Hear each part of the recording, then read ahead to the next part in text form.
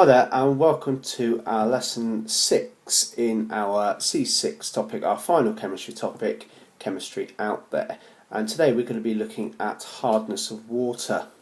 So we're going to be looking at hard water, soft water and the tests that you can do to get there or find out how hard or soft the water is. We'll also look at what causes the permanent and temporary hardness of water. Okay, so let's have a look at our objectives for the hardness of water. So by the end of this lesson you should know and understand how to measure the permanent and temporary hardness of water. Water can be measured in terms of hardness as being either hard or soft. Now with hard water, soap added to it will not form a lather. Now a lather is where you get all the bubbles when you have soapy water. However, with soft water, soap is able to form a lather. Now whether the water's hard or soft, if you have soapless detergent then you will get a lather. Now hardness of water is created by calcium and magnesium ions. Now calcium and magnesium ions both have a 2+ charge.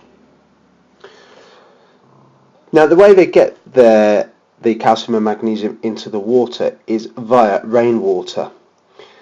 Now when this comes into contact with rocks that contain calcium and magnesium, then the calcium and magnesium can dissolve into the water.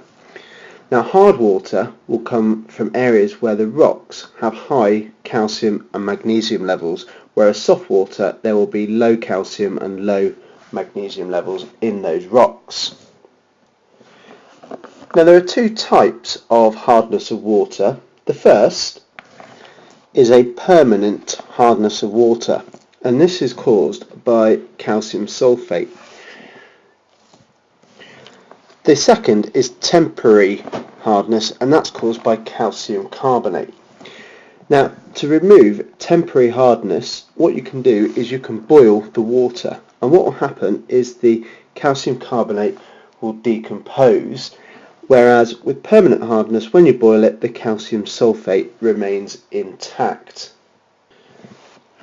Now the formation of the temporary hardness of water is caused by the calcium carbonate reacting with the slightly acidic rainwater.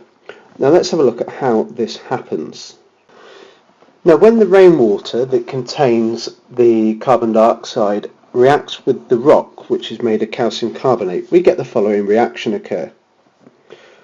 So calcium carbonate reacts with water and the carbon dioxide to form calcium hydrogen carbonate. Now calcium hydrogen carbonate is soluble in water, whereas calcium carbonate is not. So when the calcium hydrogen carbonate is heated, it goes back to forming the calcium carbonate, which is soluble, therefore the calcium is removed from the water. And this is the balanced symbol equation. So we've got our aqueous solution here, the soluble in water, and then we've got the insoluble solid calcium carbonate. Now other than boiling water, there are other ways in which you can remove the hardness of water. The first is by adding washing soda, which contains sodium carbonate crystals.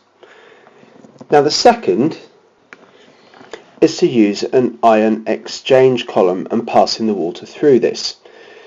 Now when ion exchange columns are used, the calcium ions and the magnesium ions within the water attach itself to the resin inside the column. Now inside the column, the ion exchange column contains sodium ions, and they're released into the water. So the water is passed through, you have the resin within the column that contains the sodium ions, the calcium or magnesium ions attached to the resin, and that releases sodium ions to leave into the water.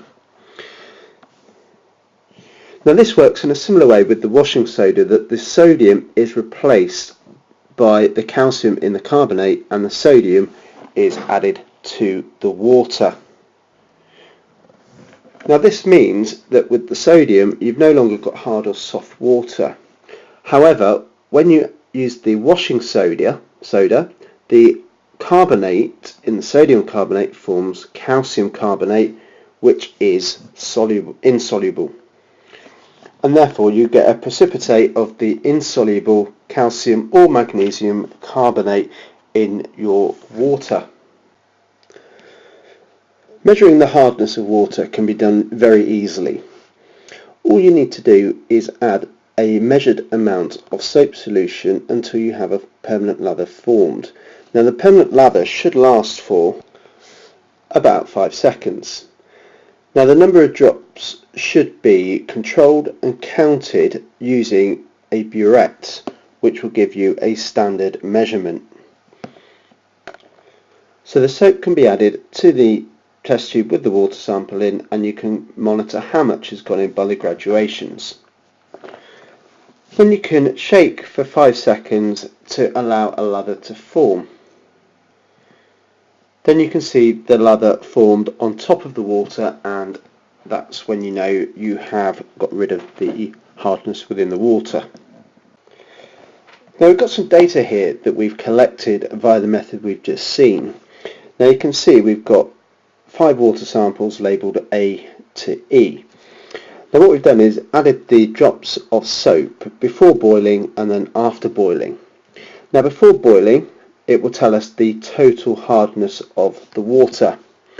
After boiling it will just give us the permanent hardness of the water, because remember the boiling will only get rid of the carbonates of magnesium and sodium and not remove the sulfates. So what can we conclude from this data? So let's have a look at sample A. Sample A is all permanent hard water, as there is no change after the boiling. So it is all calcium sulfate or magnesium sulfate, and also we've got the high value, which indicates we've got the hard water. Now with sample B we've got a low number of drops of soap that have been added, therefore that is going to be a soft water area, and there is no change after boiling. Now sample C is all temporary hard water, as we've got a high number of drops of soap before boiling, and then after boiling it drops down to the same value as it was for sample B. Now sample D contains both permanent and temporary hard water. Now we've got the high value at the start, which indicates we've got hard water.